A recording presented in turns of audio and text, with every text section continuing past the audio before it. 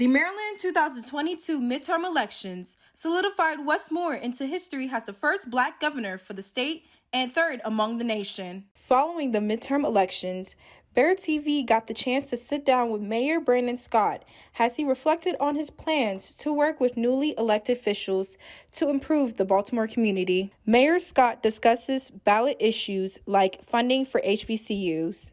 It's all about support, right? And making sure that I work with the governor. We know that the state finally settled this lawsuit to work with Wes and work with our presidents here, both at Morgan and at Coppin and otherwise throughout the state, to make sure that our HBCUs are getting their just due. The legalization of marijuana was a key ballot issue that many voters were in favor of.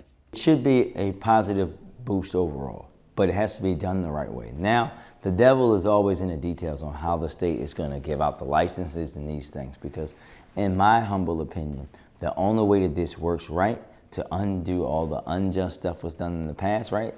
Folks who got caught up in the system, that they now get to benefit from the licensing and the production of a business that they've been in for a long time, right? So making sure that a significant portion of them goes to folks who previously were arrested or for distributing and manufacturing to distribute marijuana, so that the equity piece is tied into it. So many people in Baltimore die or are shot over weed, right? And when you think about the danger in the element, that if I'm going to buy something in the store, there's an inherent safety that comes with that. But if I'm going to a specific corner or alley or something like that, it creates this environment where you just don't know.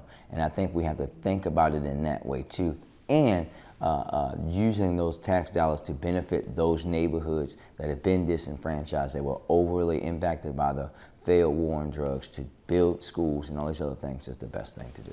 The term limit ballot initiative, also known as Question K, was in favor not only by Marylanders, but by Mayor Scott himself. When you think about Question K, I voted for term limits twice on the city council, and those bills failed. I'm supportive of term limits. I think the danger in what happened here is more about how it got there, right? You essentially have Sinclair Broadcasting, which the owner of the station said that his stations are the mouthpiece of Donald Trump, literally make the issue. They started by asking me about term limits and recall votes. No other station was doing that. No other media outlet was doing that. And they built that up, asking me consistently, weeks after I took into office. Then he, in turn, funded the ballot initiative.